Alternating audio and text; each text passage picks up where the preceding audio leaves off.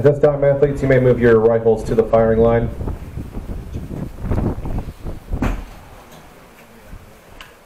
While you all are setting up, I'd like to go over today's course of fire.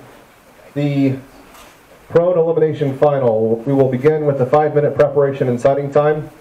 We will then switch the targets over for record. We will shoot 2 5-shot series. Each 5-shot series will be fired in 150 seconds or 2 minutes and 30 seconds. Your time will be displayed on your monitor. After the second 5-shot series, we will eliminate 2 of you. We will then switch to single shots and eliminate 1 person every 2 shots. Those individual shots will be fired in a time limit of 30 seconds. We will continue to eliminate every 2 shots until we get down to our winner.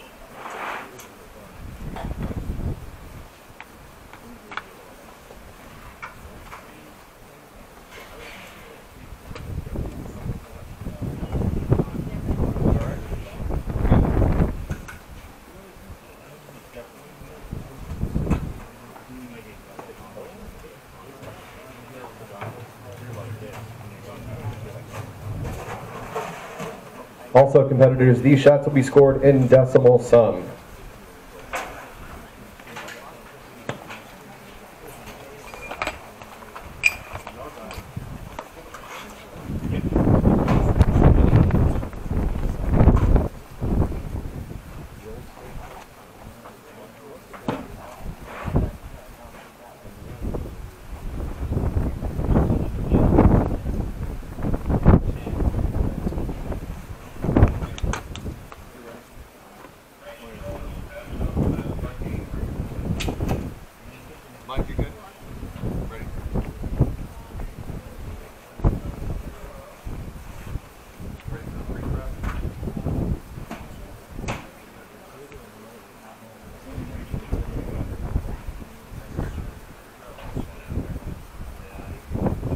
Athletes, you may take your positions. Your preparation and sighting time will begin in 2 minutes.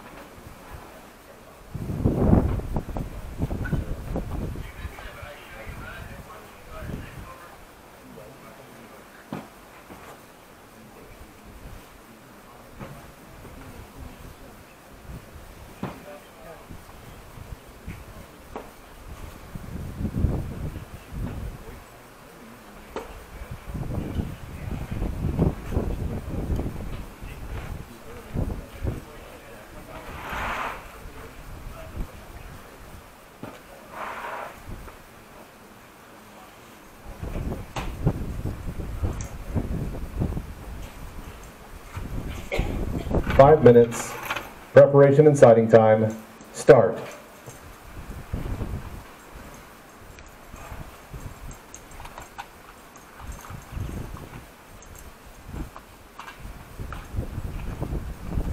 right, good afternoon, ladies and gentlemen.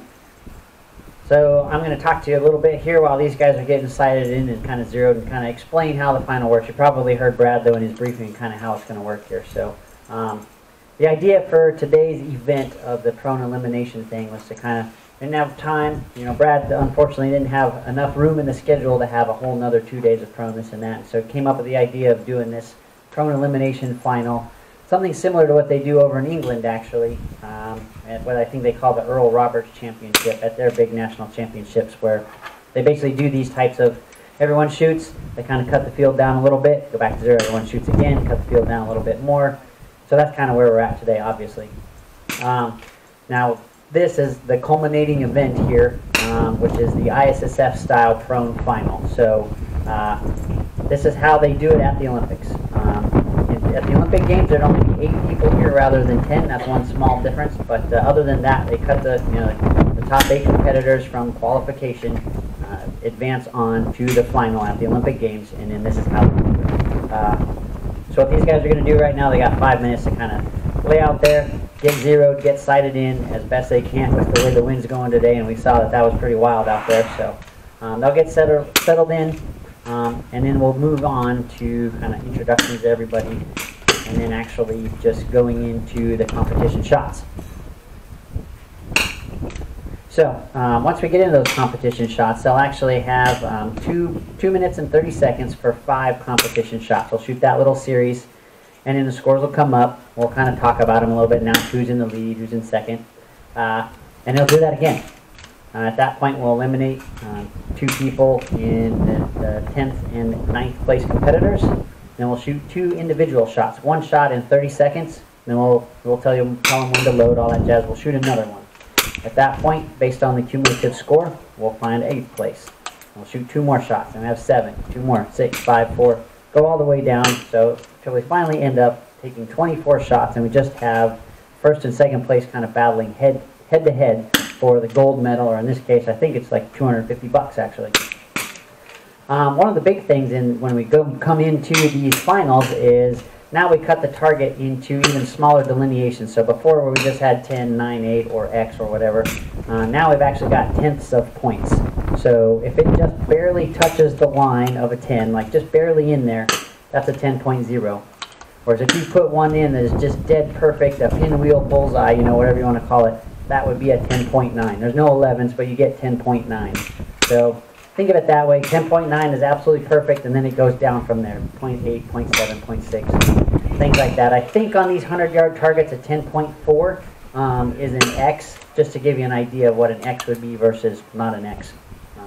Something out there. So that should give you a pretty good idea of kind of how this thing's going to go. I'm just going to see how much time I have left. So we got about a minute and a half left to get kind of centered up and zeroed here, and we'll go from there. It's a fun, exciting event. One of the other things about this event is they definitely encourage crowd and crowd reactions, things like that. You don't have to be, you know, church mouse quiet in here or anything like that. I think, especially on the Olympics, are trying to get things more viable for TV and things like that. So they've actually started playing music at our competitions just to keep everybody kind of content, I suppose, do something. I think some of it comes from all the beach volleyball that you see, where it's just a wild party out there and they're playing volleyball. So they're trying to do something similar for shooting as well. So yeah, feel free to cheer. If you see something good happen out there while they're shooting, it's not a big deal. You're welcome to cheer for them, clap for them, things like that. You could probably even boo. We don't see that too often, but you never know. So at any rate, if something crazy happens, don't be afraid to be, you know, vocal about it for sure. So.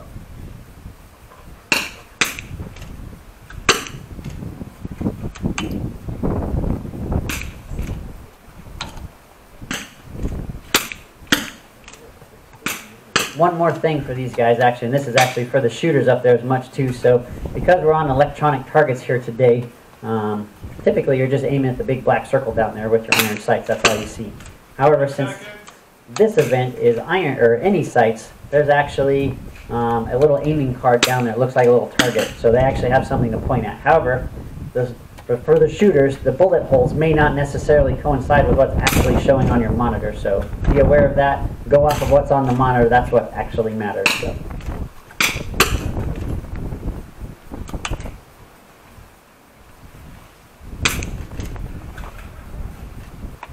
End of preparation and sighting time. Stop.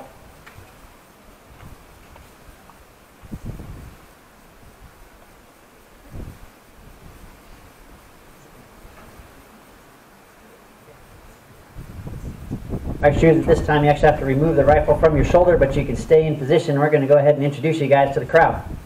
On point one, we have Mr. Tobin Sanctuary. Big round of applause for him. On point two, we've got Edward Hahn. Point three, Mr. Larry Parker. On point four, we've got Specialist Timothy Sherry. On point five, Mr. Mark Del Cotto. Point six is Mike Carter.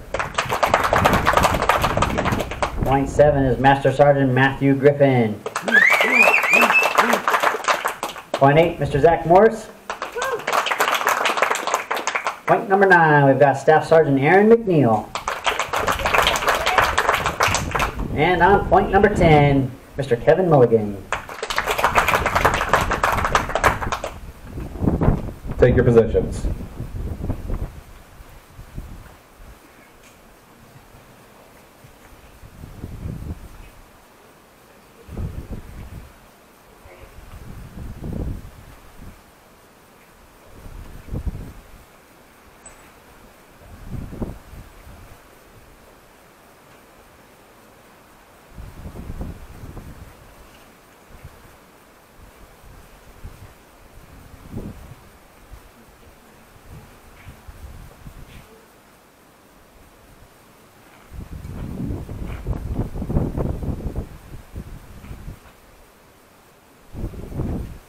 For your first 5-shot series, load.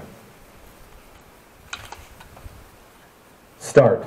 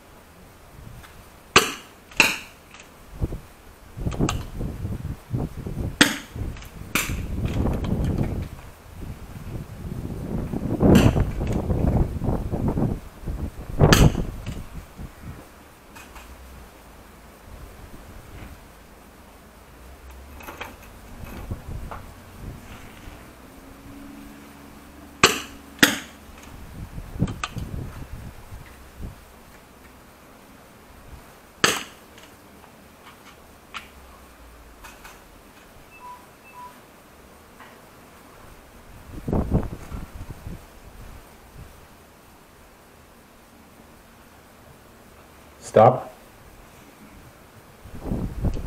Alright, scores after that first competition series. Mr. Tobin Sanctuary takes the early lead with a solid 52.6. There you go. Just 4/10 behind him, Mr. Mark Del Cotto, and he's trailed just 2/10 by Mr. Edward Hahn at 52.0. And just a reminder, after the next competition series, we'll eliminate our bottom two. Right now, just kind of on the bubble there, we've got Mr. Larry Parker at 50.3. He's 2/10 behind Mr. Zach Morris at 50.5, who's just 1/10 back from Mr. Griffin at 50.6. For the next competition series, load. Start.